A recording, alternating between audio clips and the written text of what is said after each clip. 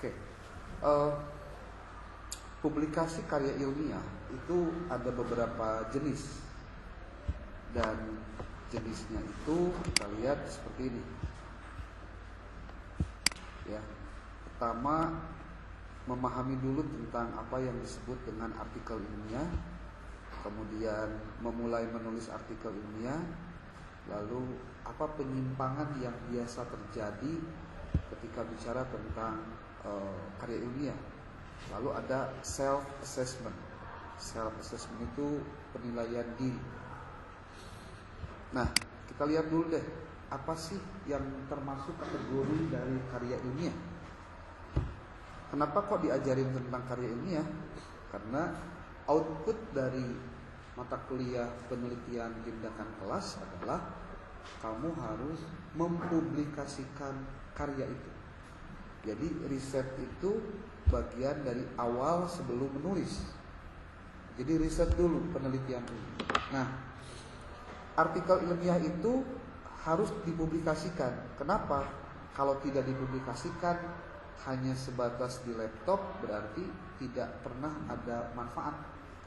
Orang tidak baca, orang tidak tahu, orang tidak bisa mengadaptasi, dan itu kerugian besar dari sebuah riset kalau tidak dipublikasikan. Yang dipublikasikan itu jenisnya banyak. Kalau artikel ilmiah ada jurnal nasional. Indikasinya kalau jurnal nasional, jurnalnya itu terakreditasi. Nanti kalian bisa tahu ada sistem akreditasi dalam jurnal itu, ada istilahnya SINTA. SINTA itu singkatan. Ya. Nanti penjelasan apa itu SINTA nanti kita lihat. Kemudian peringkat dari sebuah jurnal itu ada SINTA 1 sampai dengan SINTA 6. Makin kecil SINTA-nya itu berarti makin bagus kualitasnya. Kalau kalian mempublikasikan itu publikasi di Indonesia. Jadi Indonesia melalui Kemdikti, Saintek Dikti itu punya penilaian terhadap jurnal. Bedakan antara jurnal dengan artikel. Kalau artikel itu naskah yang ada judulnya, yang ada penulisnya, yang ada naskahnya. Tapi kalau jurnal itu adalah tempat artikel-artikel itu terbit.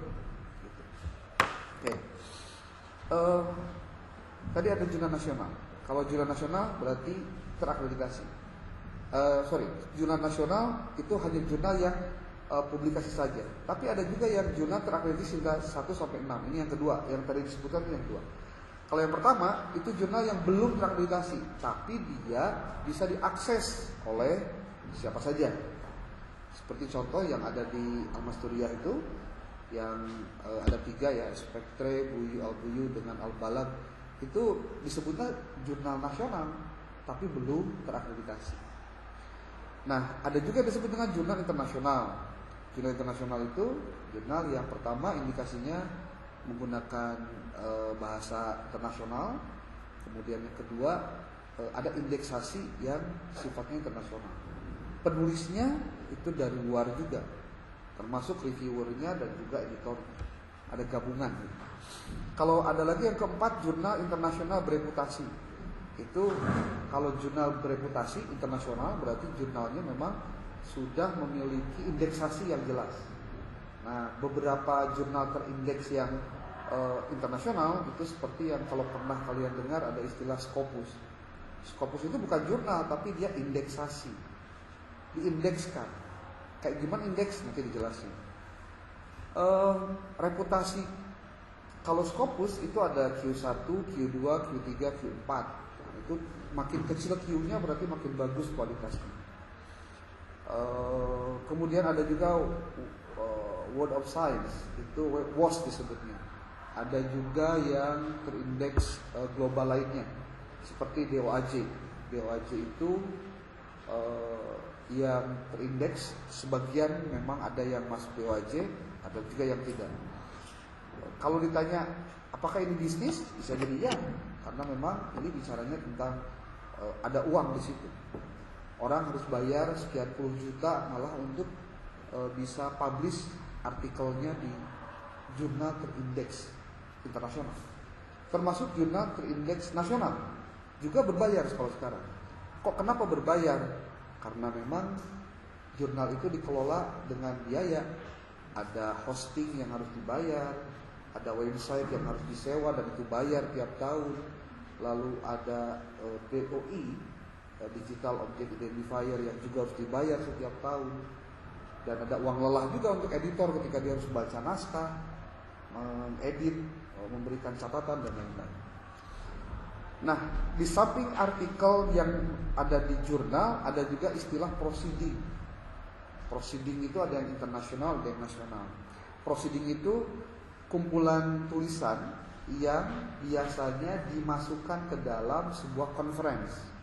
Konferensi itu pertemuan ilmiah orang-orang yang memiliki kekhususan di bidang-bidang tertentu. Konferensi itu biasanya ada presentasi artikel, presentasi makalah, presentasi penelitiannya. Berbayar juga, berbayar. Dan ketika berbayar, artikelnya nanti diterbitkan di proceeding, kumpulan artikel-artikel ini. Kalau ditanya mana yang derajatnya lebih oke antara artikel yang disubmit atau yang dikirim, submit itu kirim di jurnal dengan di proceeding, grade-nya lebih tinggi yang jurnal. Karena kalau jurnal itu melalui peer review. Peer review itu artinya penelaahan antar sesama reviewer. Dan biasanya blind review.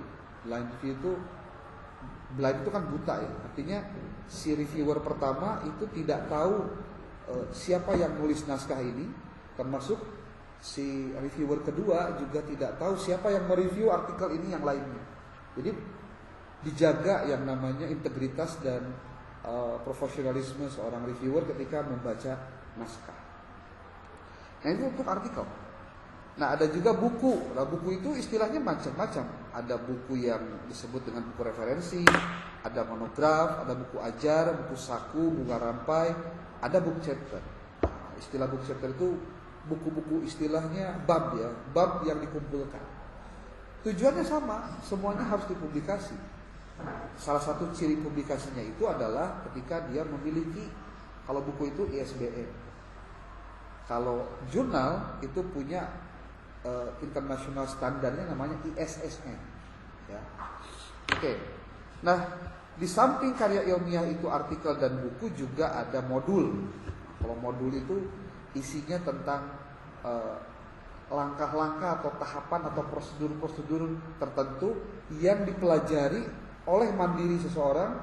Di situ ada materinya, di situ ada latihannya, di situ juga ada jawabannya.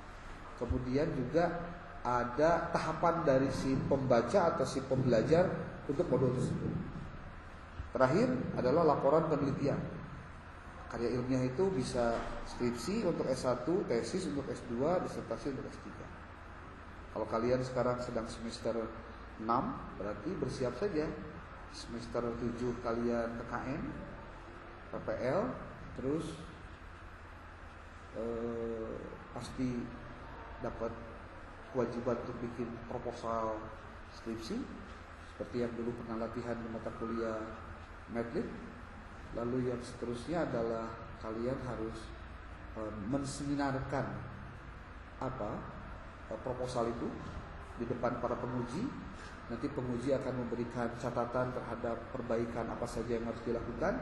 Terus setelah itu revisi selesai, masuk lagi ke PU atau ke Prodi, nanti dikeluarkan SK, surat keputusan, isinya judul apa yang di ACC, siapa pembimbingnya, kemudian kapan waktu penyelesaiannya, berapa lama. Itu ada dalam penulisan skripsi, tesis atau disertasi sama saja. Ya.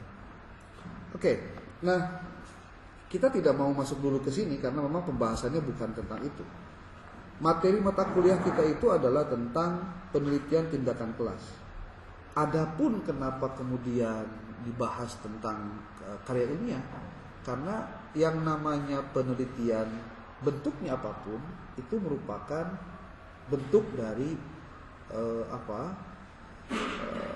produknya itu adalah karya ilmiah, termasuk hasil dari penelitian tindakan kelas. Kalau pertanyaannya, ada yang suka mengatakan bahwa kayaknya ada juga orang yang tidak menganggap bahwa PTK itu bukan penelitian tindakan kelas, bukan sebagai penelitian yang grade-nya tinggi sama dengan penelitian kualitatif atau kuantitatif.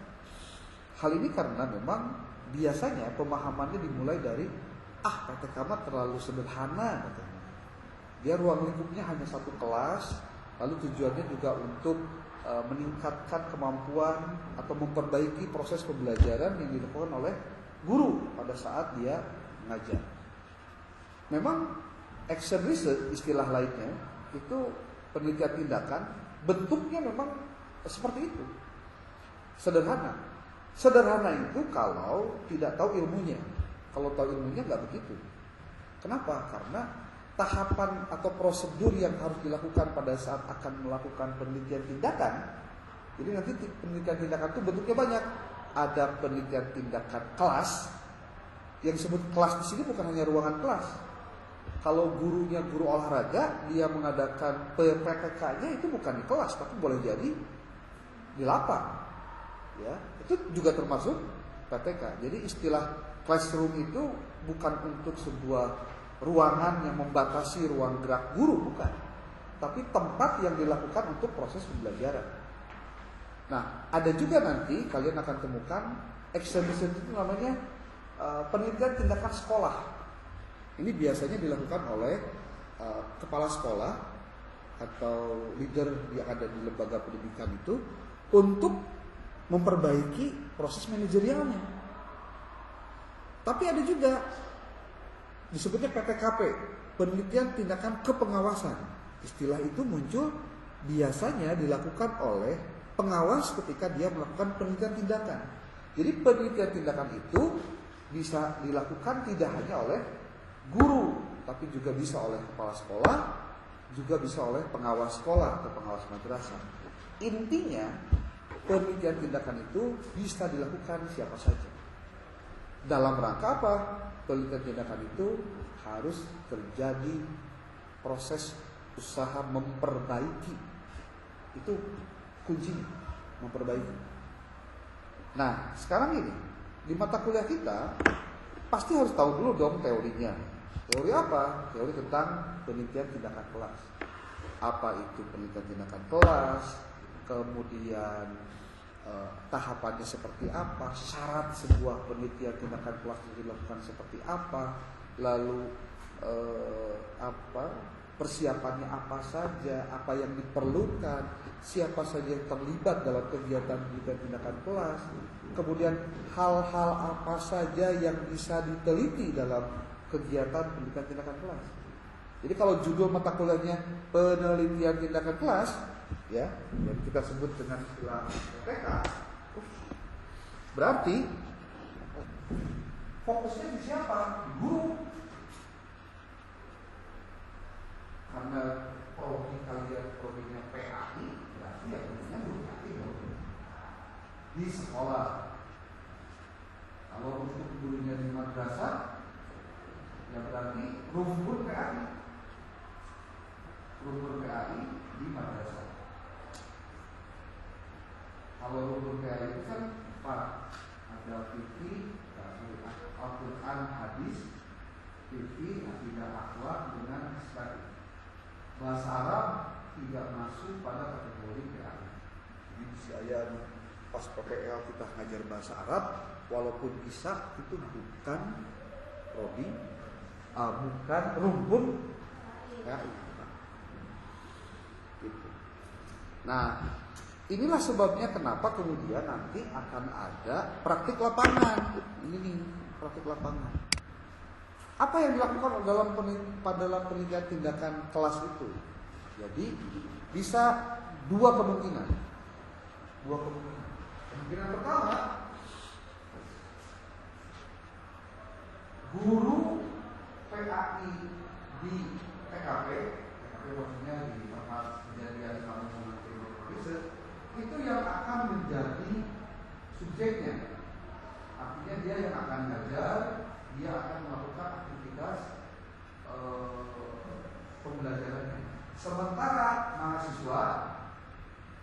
dia sebagai observer, dia sebagai ya pemberi ide ataupun juga pemberi usulan bahwa perlu dilakukan kegiatan PPK di sekolah. Kemungkinan kedua, mahasiswa yang harus melakukannya. Pembelajaran si mahasiswa, dia harus sadar, dia harus ikuti aturan dan tahapan kegiatan yang terdapat di dalam RPP ataupun modul ajar di kegiatan PAI di sekolah atau di madrasahnya. Sementara si guru PAI-nya dia jadi observer, tinggal semester. Tapi biasanya orang-orang guru nama kenapa nggak mau? Nggak tahu lah. Tapi kebanyakan mungkin tidak bisa atau kagok sudah. Kayak si kenyawan goreng sangat mungkin. Tapi bisa jadi apa ya? Problematik sebetulnya. Karena yang harus ngajar siapa? Ya harusnya guru. Nah, kita lihat dulu.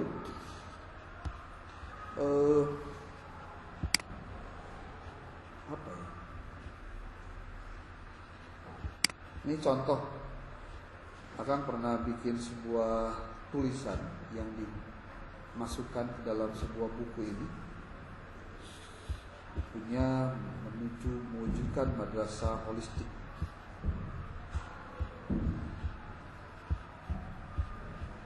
Itu mungkin selama bab terakhir misalnya.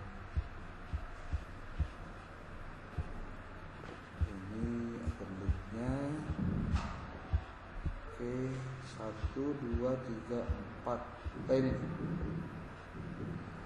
judul besarnya, pengembangan diri guru dan kepala sekolah melalui pendampingan intensif penelitian tindakan kelas. Jadi kalau dalam renungan, ya ketika kita ngerenung gitu ya, sebetulnya apa sih yang menjadi problematik guru pada saat mengajar? Banyak sebetulnya. Saking banyaknya, sekarang sudah mulai masuk pada ranah-ranah yang sifatnya sensitif. MBG aja disentuh, sentil-sentil. Bagaimana tidak? MBG itu satu hari itu 1 triliun. Satu hari 1 triliun. Satu hari 1 triliun. 1 triliun teh 1000 miliar. 1 miliar teh 1000 juta. Jadi lamun ditanya sabaraha juta ari 1 triliun. 1 juta-juta. Karena nolnya berapa? 9 ya. Ingat clear. Tidak 1 miliar jadi 1 miliar kan. Ya. Bahkan sekarang itu ada apa ya? Sudah ramai dan sudah mulai dilakukan pengangkatan P3K untuk driver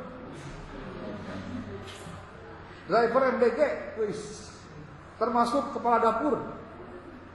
Oleh ting masaknya diangkat P3K.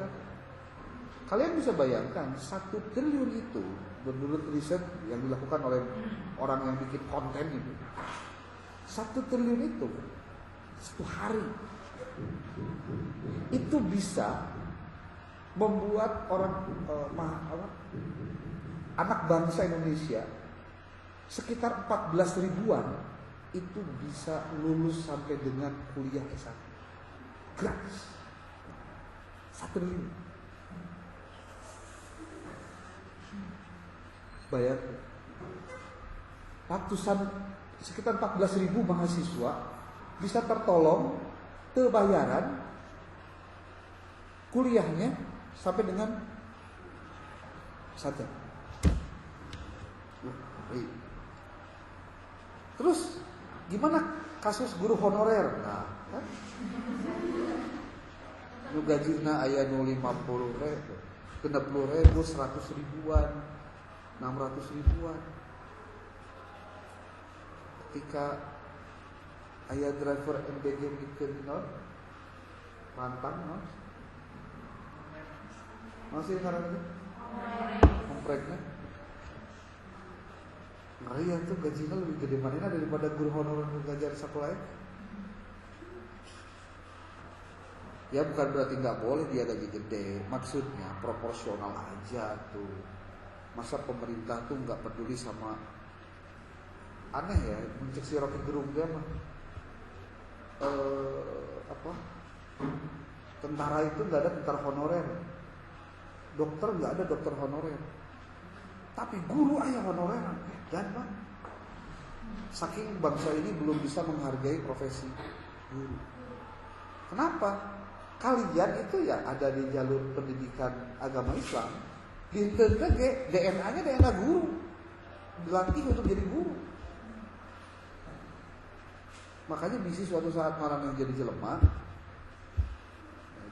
teh pejabat, siapa tahu, atau salakina jadi pejabat, rek anggota dewan, ada jadi bupati atau jadi wali kota, siapa tahu.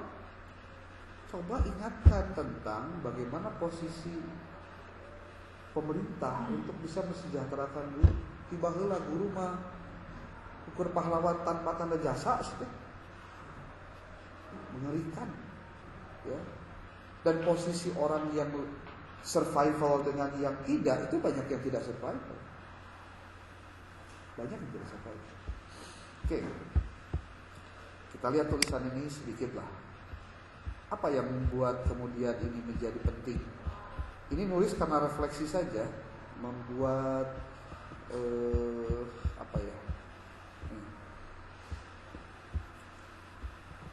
Jadi ada dua hal yang mau ditekankan dalam tulisan ini. Pertama ada istilah pengembangan profesionalisme, yang keduanya adalah pengembangan diri. Jadi pengembangan diri itu dua. Pengembangan diri dia sendiri sebagai guru, ada pengembangan diri dia sebagai guru yang harus profesional. Itu dua hal yang berbeda. Nah, kenapa pengembangan diri guru dan kepala itu penting? Karena memang dia yang akan langsung berinteraksi dengan usernya. Siapa usernya? Siswa. Pengembangan profesionalisme guru dan kepala sekolah melalui pendampingan intensif, melalui kegiatan tindakan kelas, menjadi salah satu solusi yang semakin relevan dalam meningkatkan kualitas pendidikan. Ini pernyataan cukup shocking sebenarnya. Sudah mengambil kesimpulan di awal. Makin relevan dengan meningkatkan kualitas pendidikan. Dalam konteks pendidikan, PTK merupakan metode yang memungkinkan para pendidik untuk melakukan refleksi terhadap praktik pembelajaran mereka dan mengidentifikasi cara-cara untuk memperbaikinya.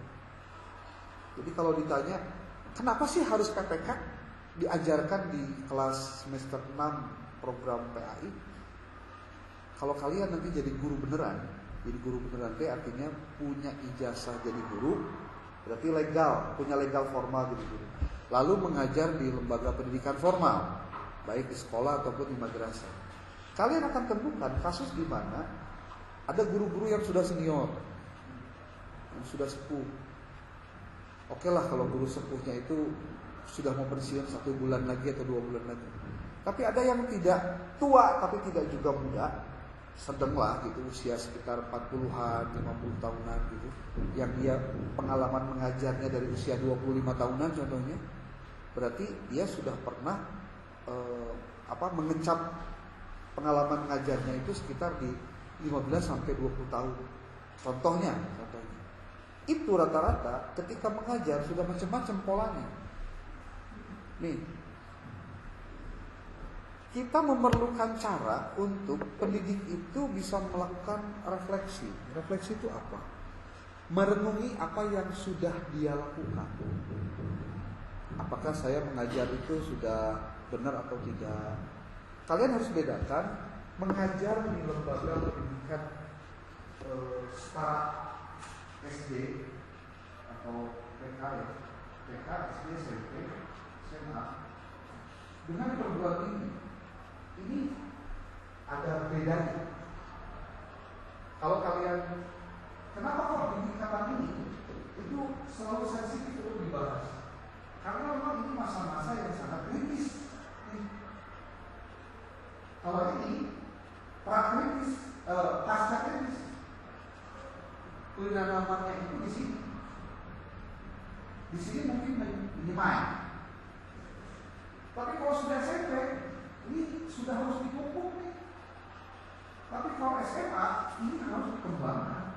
Kalau sudah perguruan tinggi, itu harus kalau di bahasa pertanian itu namanya ekspansi. Dia harus mungkin bisa bergaul kalau dengan tanaman tema, tanaman A digabung di tanaman B, di tanaman B itu di perguruan tinggi. Tapi kalau ini sangat rendah. Maka kenapa kemudian ketika ada sekelompok orang yang mau mengajukan gugatan judicial review di MK terkait dengan istilah guru besar itu yang kita kenal dengan istilah profesor, kenapa hanya ada di perguruan tinggi, tidak ada di level guru SMA, SMP, SMK?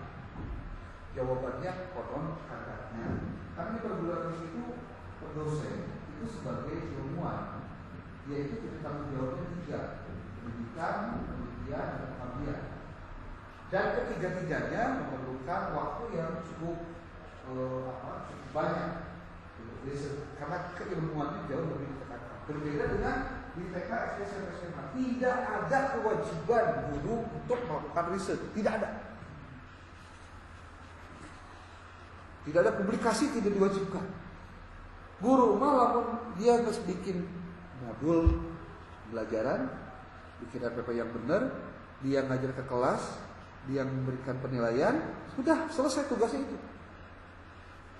Kalaupun ternyata ada guru yang produktif, dia meneliti, dia menulis, berarti memang luar biasa. Nah, apa hubungannya dengan PTK? Kalau PTK ini dia melakukannya untuk kepentingan dirinya, memperbaiki cara mengajar, memperbaiki metode pembelajarannya. Supaya apa? Supaya ini nih,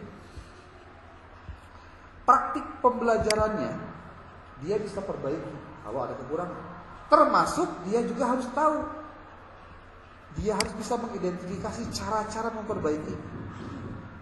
Sebetulnya banyak cara perbaikan yang dilakukan oleh negara khususnya dalam rangka memperbaiki kualitas pembelajaran itu.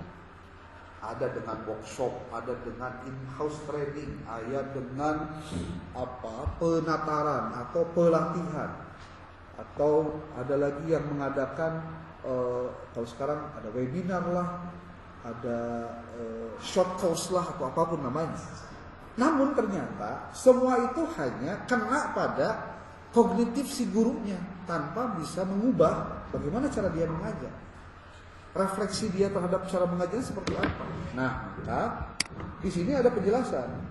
Melalui proses ini, maksudnya proses dia bagaimana memahami tentang praktik pembelajaran dan mengidentifikasi cara-cara memperbaiki pembelajarannya, si guru dan si kepala sekolah itu tidak hanya meningkatkan kompetensi pedagogik.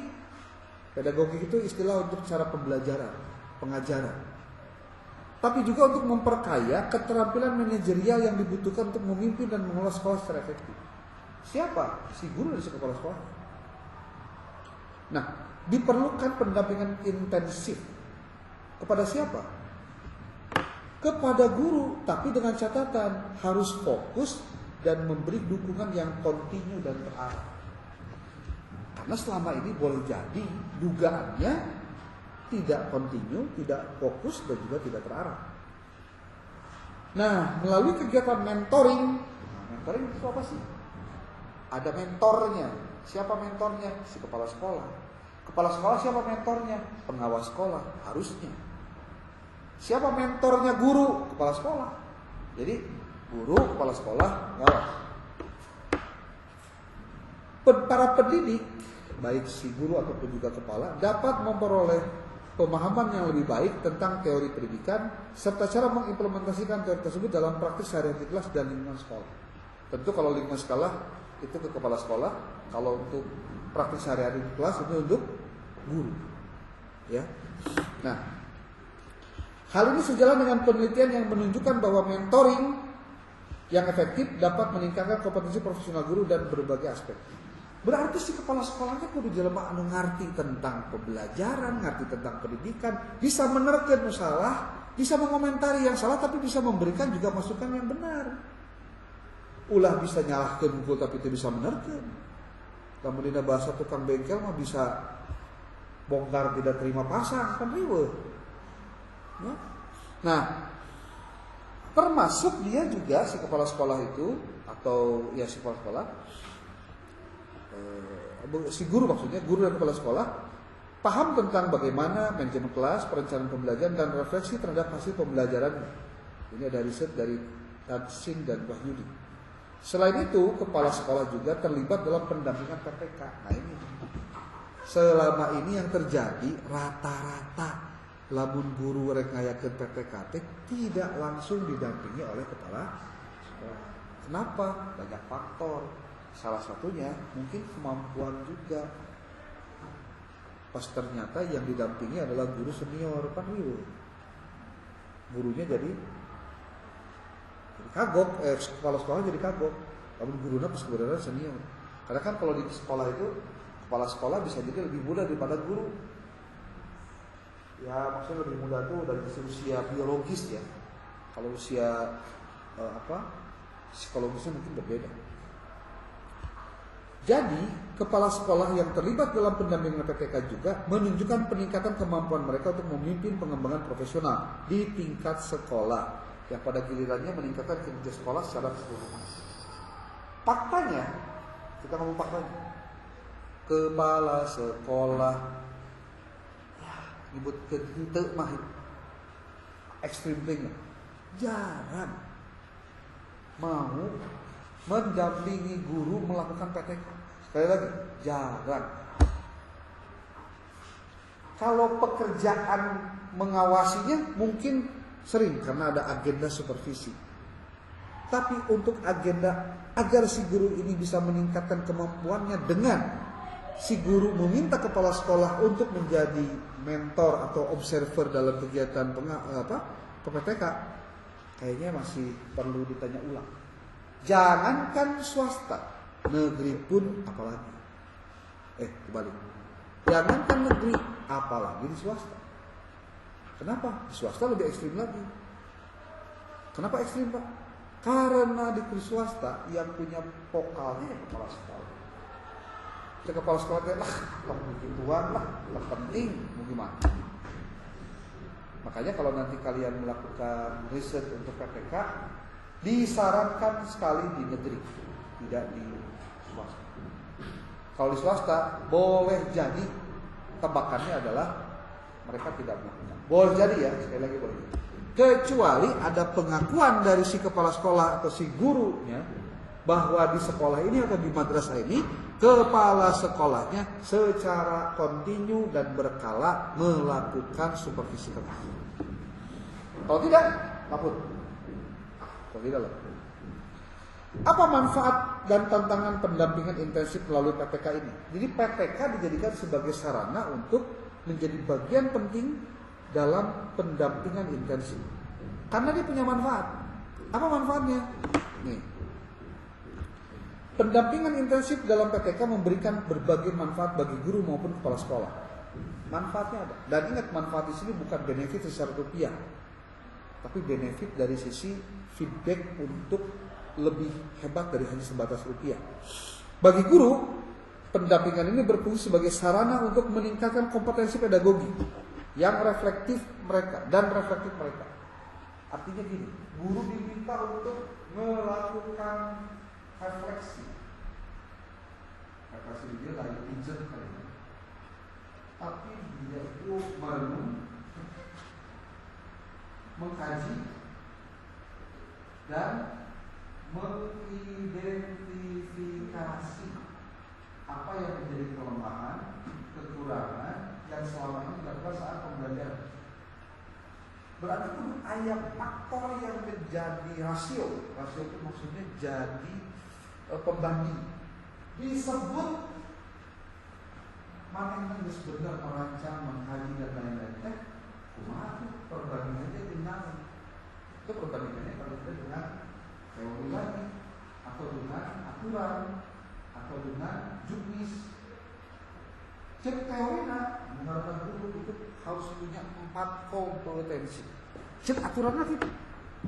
Dari mulai kompetensi ada pedagogi, ada profesional, ada sosial, ada kepribadian.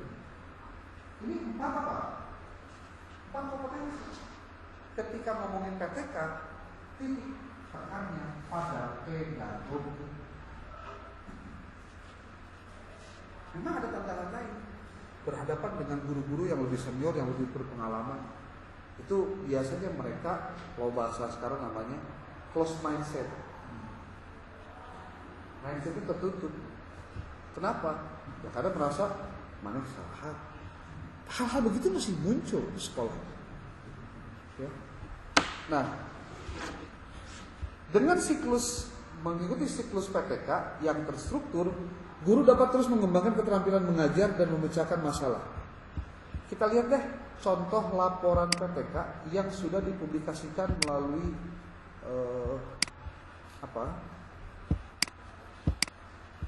ini nih.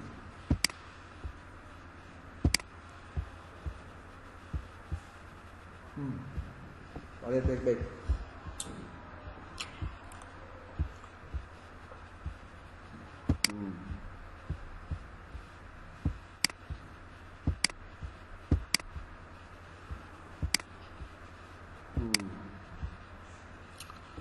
Ini.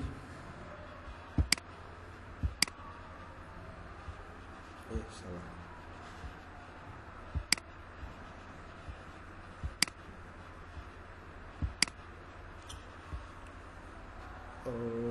Masih.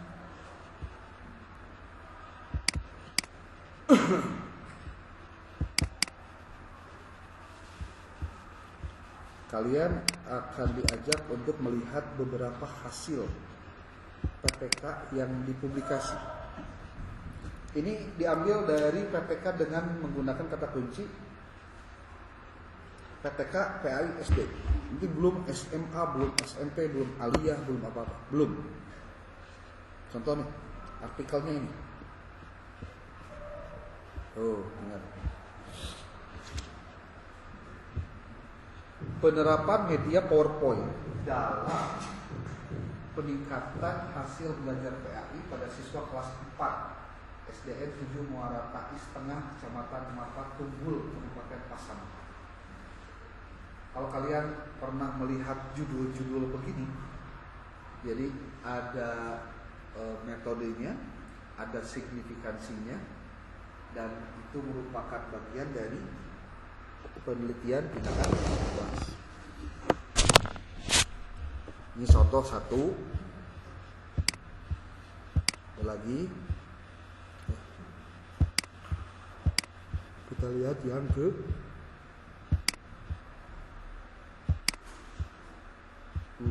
di sini.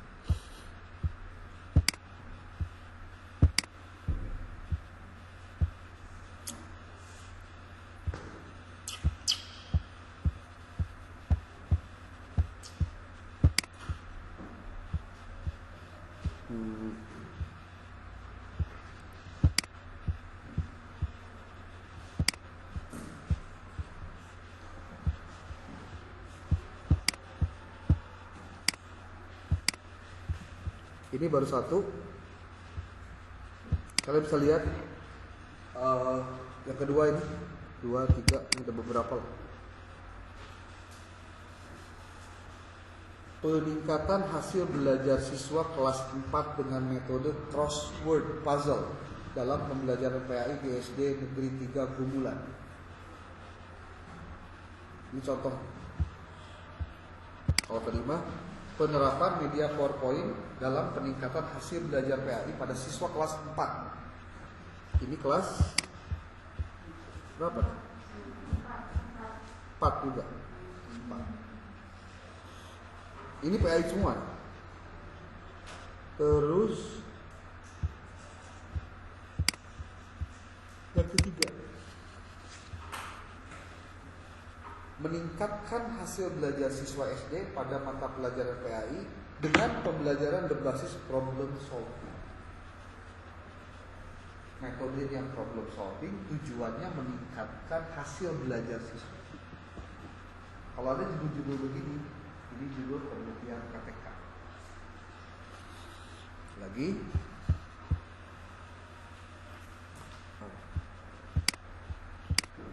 ini ada beberapa ya. Ada 15 artikel yang di-download. Baru menggunakan kata kunci PTK, PAI, SD. Belum SMP, belum SMA. Bisa kebayang nih, belum. Penerapan model problem based learning untuk meningkatkan hasil belajar pendidikan agama Islam sekolah dasar.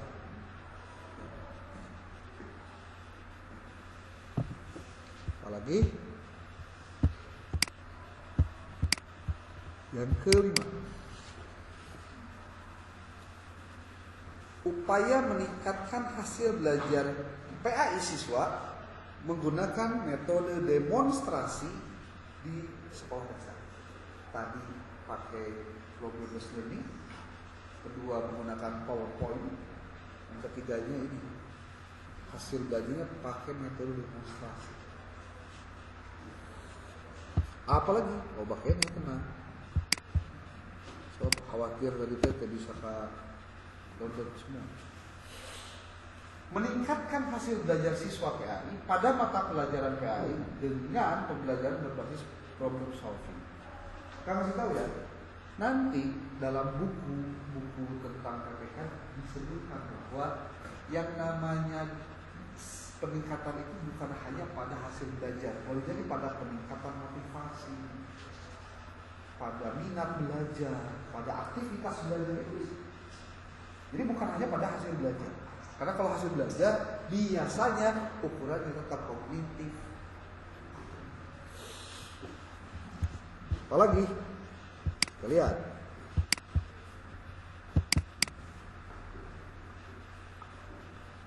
peningkatan hasil belajar PAI dengan media audiovisual siswa kelas 4 SD. Signifikansinya adalah peningkatan hasil belajar. Metode yang digunakan adalah media audiovisual. Siapa yang menjadi subjeknya? Siswa SD kelas 4. Mata pelajarannya PA. Caranya pakai audiovisual. Dalam rangka apa? Meningkatkan hasil belajar. Nyian judul PTK mah lamun diartikan seperti ini. Contoh lain. Ke-7 ya.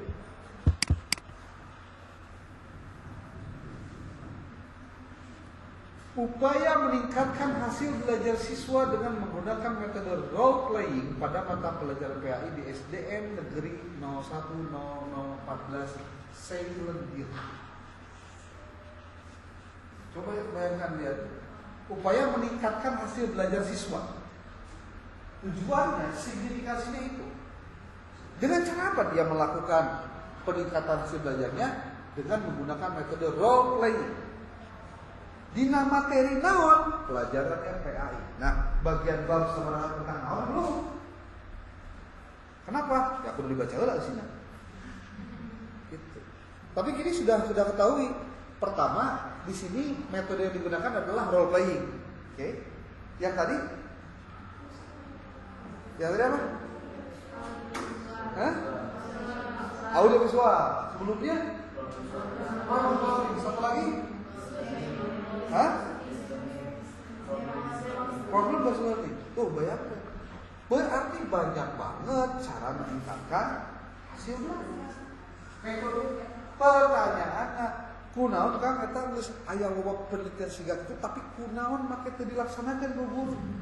Ada berbagai kemungkinan. Satu, hal-hal seperti ini tidak disosialisasikan. Karena guru rata-rata enggak banyak baca jurnal, banyak artikel baca tidak baca. Kecuali kalau kita si guru ke S2, nah biasanya sok update ke S2. Tapi kalau sudah ceritanya hanya sebatas asal submit unggul, sudah alamat wassalam mau dikerjakan. Itu. Apalagi? Bubak ini. Ya bahas skripsi nunggu geus. Heulanan PPK mah ya baca yang sudah pernah dilakukan PPK. Tuh, siklus. Jurnal siklus memang jurnal PPK ya. Implementasi model pembelajaran mind mapping untuk meningkatkan hasil belajar siswa pada mata pelajaran PAI SD negeri bla bla bla bla. Ginaon PTK. Beda jeung tadi. Enggak deh.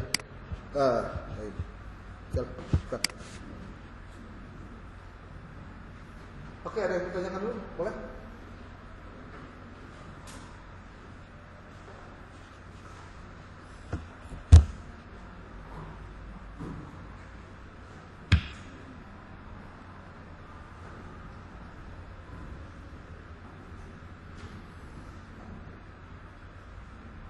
Ada? Ulang-ulang. Nanti bakal kirim buku-bukunya. Ada sekitar berapa ya? 6 tentang PTK. Kalau kalian tidak mempelajarinya dengan sebaik-baiknya juga akan ada dampak gak? Ya sekarang mah enggak. Cuma nanti pada saat kamu sudah jadi guru, baru di situ ketahuan. Aduh, hanya hal berjualan. Salah. Karena apa? Jika ada guru yang memang melakukan PTK dengan benar, tanpa harus loba diarahkan ke kepala sekolah, si guru pasti bisa secara mandiri belajar tentang hal-hal yang sebelumnya dia tidak bisa pelajari. Hari ini rata-rata kenapa guru itu yang sudah sepuh-sepuh ya, terutama yang sudah senior, mereka tidak bisa untuk mengikuti perkembangan AI, ya karena mereka nggak bisa hidup di zaman yang sebetulnya sudah zaman batu sih. Kamu itu serius? Ya, benar. Hanya guru itu bisa mengoperasikan laptop. Guru ada yang masih tidak bisa ngerjakan. Kalau maka tidak bisa, kewaktuan kang lain kan dulu. Dan saya kasih tahu rumusnya. Kalau anda mau kerja dimanapun ya, tidak di sekolah saja. Mencek si bahasa si Panji itu, Panji Pragiwaksono, sedikit lebih beda, lebih baik daripada sedikit lebih baik. Sedikit lebih beda, lebih baik daripada sedikit lebih baik. Siapa yang harusnya beda? Ya kamulah. Lamun guru mau saja bisa ngerjakan PTK, kamu mah bisa ngerjakan PTK dan lengkap dengan proposalnya, dengan pengkajian referensinya. Berarti kan kamu itu something gitu loh, sesuatu. Karena kan terus bakal jadi narasumber, berbagi ilmu dengan orang-orang lain. Makanya sayang banget sebetulnya kalau ada orang yang dia enggan belajar hal-hal baru karena merasa diri naon sih diajar wae capek. Kan dalam bahasa gitu itu godaan iblis. Itu begituan geus bisa geus pinter geus ngasilkeun duit contoh. Da maneh mau lulus kuliah oge engke ijazahna mau dipake keur ngalamar gawe moal da maneh mah jelema beunghar contoh. Godaannya betul. Tapi pertanyaannya gini, emang ya jaminan hidup maneh bakal ayeuna lebih baik daripada sebelumnya? Belum lah. Maka aja belum berarti pastikan hidupmu biasa-biasa aja. Harusnya gimana? Tekankan untuk peningkatan kualitas diri. Naon nu saya can bisa ketika saya belajar, saya kudu bisa. Gitu, Bro. Salah satunya PTK. Capek tuh, capek. Gak ada yang mudah, gak ada yang mudah. Capek. Percaya, yuk. Tapi easy day was yesterday. Hari yang gampang itu kemarin. Sekarang mah hari ini. Capek tuh, berat tuh. Capek juga berat. Lamun geus isukan beda deui. Geus liwat makanya. Jadi jangan merasa diri pangliwuhna sadunia. Pangcapekna sadunia. Masih ada orang lain yang jauh lebih ribu, lebih capek dibandingkan dengan orang lain atau kita.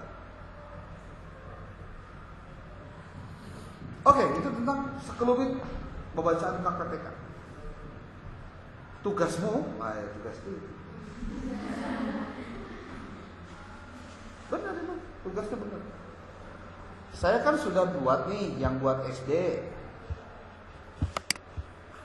Ya, PTK PAI SD 1 2 3 4 5 6 7 8 seberapa sih ya? 15. Jadi kayak dibagi-bagi. Yang kita dibagi satu PTK PAI SMP, dua PTK PAI SMA, PTK PAI SMK. Itu sama ini PTK Akidah Akhlak,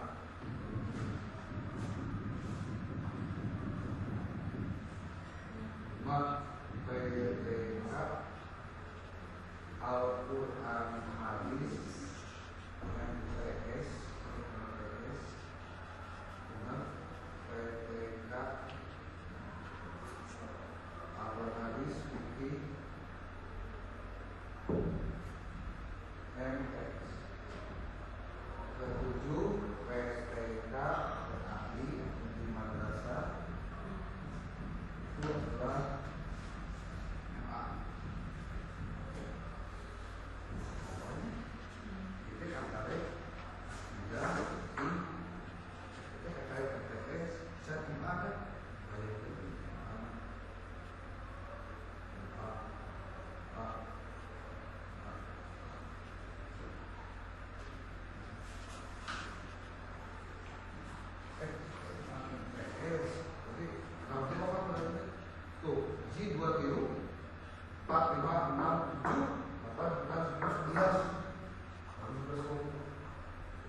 Apa tugasnya?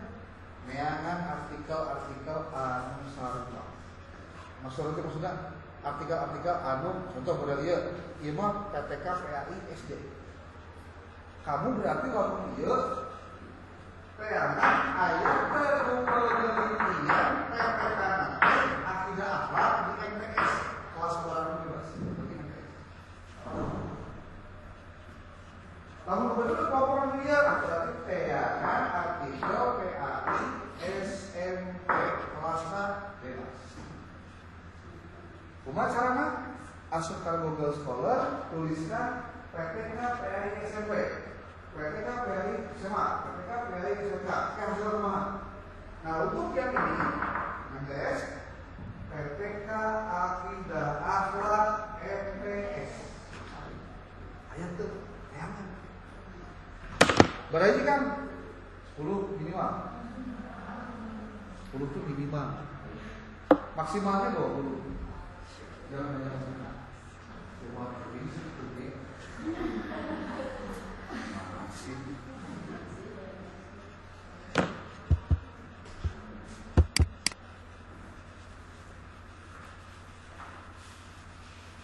Seperti contoh ini, penerapan model discovery learning untuk meningkatkan hasil belajar siswa pada materi PAI dan budi pekerti di SD Bontang Selatan.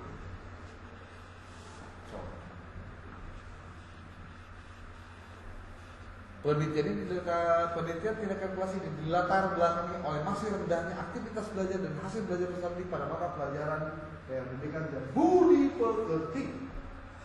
Penelitian ini bertujuan untuk meningkatkan aktivitas belajar dan hasil belajar. Sini ada hasil belajar rumput, lain aktivitas tahu. Apa lagi? Tuh, dijelaskan. DFT-nya berapa? Baca.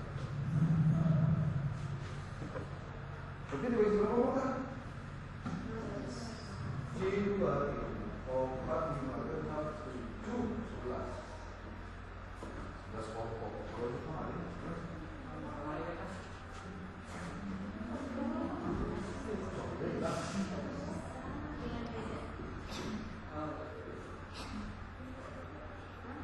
Ayo berapa? Dia seberapa? Cowok 3 1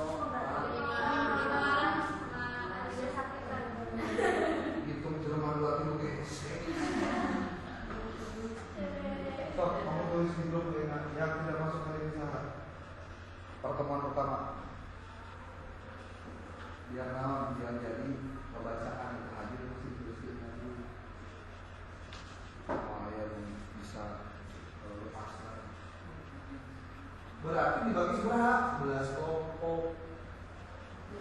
Kumaha cara hitungan, cara pembelajaran, ya tambah nama dengan absensinya pakai doang itulah. Kencang. Coba 23 orang dibagi 11 jadi berapa? Ada yang 2 ada 3 kan? Iya. Oh, ya. Ya.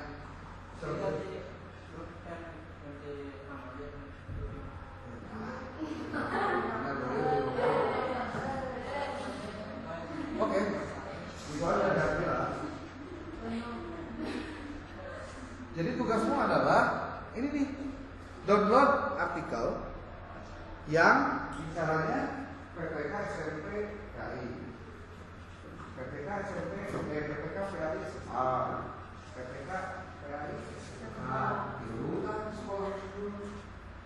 Bicara lo MTS tidak apa, itu nomor sekolahnya.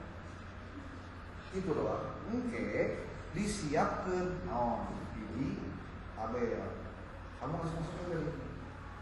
Nah, nanti pada saat yang sama, nih yang 11 grup tadi deh. Kita 11 grup ya, 11 grup. Dia harus lapangan cari tentang materi yang barusan disampaikan. Jadi PPK lakukan PPK. Kamu contoh. Ani bagian KI SMP. SD juga gimana? Apa nggak apa-apa SD nggak usah. SMP dulu lah SMP. Karena kalian kan kalau dari SD kan. Karena lamun ditambah izin MI lain deh. Kata? Iya. MI bisa. Sakitnya kalau izin MI di dalam. Sebaiknya negeri, tapi kalau swasta memang kayak Sanawiyah negerinya sering. Negerinya di mana? Cekembar paling dekat. Aliyah, ini Jembar. Tapi nggak ada masalah. Nanti saya bisa kondisikan. Aliyah. Kamu kudu naik. Tuh. MTS, berarti MTS opat. MTS. Kalau MTS itu paling dekat ya Cekembar. Loh, good. Australia jauh. Hah? Loh, good. Pakai motor negeri. Bisa opatan ini nanti bempeng kepala sekolahnya masih teman, jadi bisa dikondisikan. Bempeng kepala sekolahnya teman. MTS negeri Cekembar. Atau kalau mau MTS negeri kota, ya. Nah, makanya kudu negeri itu swasta. Minimal kamu harus tahu yang tanda petik ya. Kamu ngomong tanda petik berarti tidak seluruhnya. Relatif terjaga, relatif terkontrol, relatif ya. Emang di alma studio ini kalau Sanawiyah berarti goreng berarti. Ulang nyimpulkan gitu. Salah nyimpulkan gitu. Enggak begitu juga cara mainnya. Mulai SMA negeri banyak lah. Semandak aja. Di mana di Parungkuda, SMA Parungkuda ya. Di mana di Cicurug, SMA Cicurug ya. Namun negeri, kalau di kota ya 5. Man ada man 1, man 2 di kota deket. Ngomong jauh kan nih, kota deket. Nu deket mah mana tuh? Kan deket mah ya we Cikaroya, deket mah Katipar. Atau ngurung batok ngurung teh. Sekali-kali latihan, sekali-kali jalan-jalan ke kota gitu coba. Kalau ditanya, tapi kan nggak ada dampak buat ini ya Pak, dampak buat penerimaan mahasiswa baru dan lain-lain, gampang begitu mah. Kan nanti prakteknya kamu setelah ngerti di negeri, kamu praktekkan di swasta kan bisa gitu. Oke, sudah habis waktunya.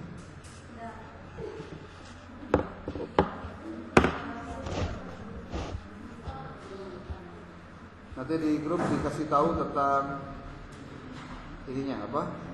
Harus menuliskan apa saja. Jadi carilah artikel ilmiah sebanyak 20 buah. 10 sikima atau sepenit ke beres itu. Karena yang paling penting bukan hanya mencari artikelnya, tapi menganalisis artikelnya. Jadi nanti kamu bisa mendeteksi, oh dari sekian banyak itu, oh tuh jangan lupa artikelnya maksimal 10 tahun terakhir. Jadi kamu harus mencari artikelnya rentang dari 2015 sampai 2025. Kalau 2026 kalau ada nggak apa-apa, tapi kalau belum ada ya di nanti. 2016 10 tahun kan 16, 17, 18, 19, 20 ini 2024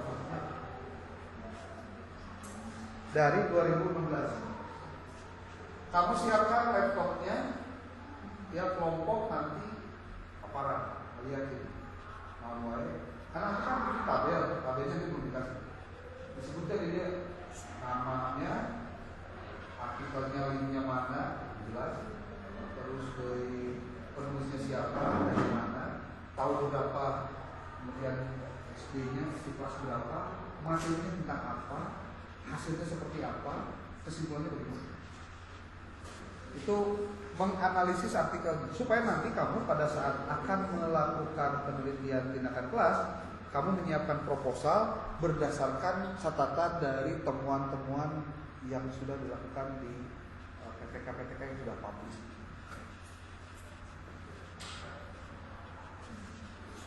Oke.